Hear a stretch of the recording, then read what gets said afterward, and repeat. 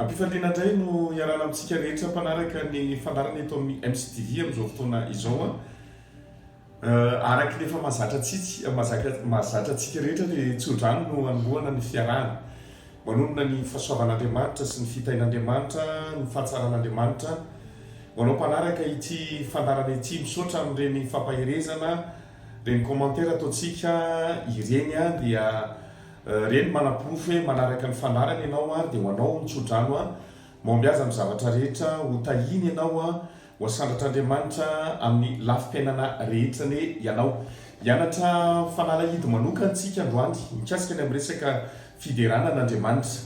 misy fanalahidy zay fideranan'Andriamanitra zay rehefa ao anatin'ny olana ny olana anankiray na ianao manokana rehefa mideran'Andriamanitra ianao tean'Andriamanitra miteony Andriamanitra dia mitoetra eo ambony fiderana azy tsika no fonon'Andriamanitra hidera azy tsy monomonona namoronan'Andriamanitra antsika fa hideran'Andriamanitra rehefa mideran'Andriamanitra tsika dia miasa mikera Andriamanitra dia ao anatin'izany dia manokatra lalana atafavoaka atsika tsiraray avy ato amin'ny tantara faharoa toko faharoapolo dia rehefa niady tamin'ny Josafata ny taranaky Moabita dia misy fanalahidy manokana mikasika ny amin'izay resaka fideranan'Andriamanitra izay nomen'Andriamanitra ny Josafata ato amin'ny tantara faharoa toko faharoapolo manomboka ny andininy fa 1 ka hatramin'ny 2 amin'ny anaran'i Jesosy Kristy manao hoe ary rehefa niara-nevitra tamin'ny olona izy dia nanendrikira ho an'i Jehova hidera ny fiangona masina ary mivoaka eo alohany ny olona efa voahomana hiady ka na hoe miderahan Jehova fa mandrakizay ny famindrapony 2 ary raha vao nanomboka ny obs sy midera ireo dia nasiany Jehova otrika mely ny taranaky Amona sy Moaba ary Moaba ny avy any tendrombohitra sy amely any Joda dia resy ireo dia nitsangana ny taranaky Amona sy Moaba namely ny avy any amin'ny tendrombohitra ka namono sy nandringana azy ary noho ny voaringana noho ny tany sera dia nifandringana kosa izy ary noho ny tonga teo amin'ny ilay fitazanana any anefy Joda dia nijery ny olona betsaka ireo koa indreo nisy faty niapatrapatra tamin'ny tany fa tsy nisy afanadositra ry havana manala ao anatin'ny fideranan'Andriamanitra dia mikree zavatra manokana mpandresy anao Andriamanitra rehefa nanomboka nidera fotsiny Josafata sy ireo mpira sy mpidera miaraka taminy dia nandefa otrika zany hoe misy olana manokana ny fahavalo ary ireo fahavalo samy fahavalo ireo no mifamono mifandringana ary rehefa nifamono sy mifandringana izy dia any amin'ny andininy 420 any misy faty ny apatrapatra ozy izy teny amintsika tsiraray avy mifanalahidy ny fiderana manokana rehefa manatrika Andriamanitra dia Andriamanitra mihitsy no mametraka zavatra atonga ny fahavalonao izy samizy indray ny miady tsy tonga ny aminao ny zavatra ataon'ny fahavalo fa izy samizy ny miady ary tsy vitan'izany fa rehefa miaraka aminao sy mombanao Andriamanitra io zany tenin'Andriamanitra hoe izy faty miapatrapatra zany hoe mety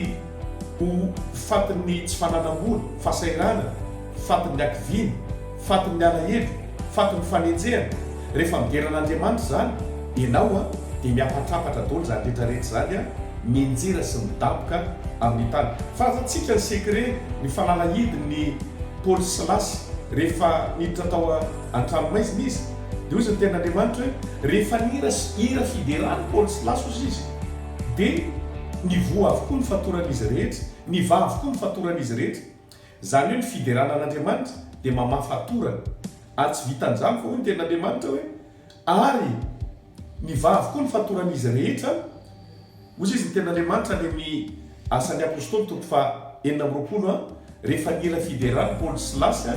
niva ny fatoran'izy rehetra dia nivoa niaraka tamin'izay ny varavarana rehetra tsy varavarana ray fa varavarana rehetra rehefa mideran'Andriamanitra zany ianao dia ny varavarana rehetra mihitsy no sokafan'Andriamanitra zany ny fanalahidy ny fideranan'Andriamanitra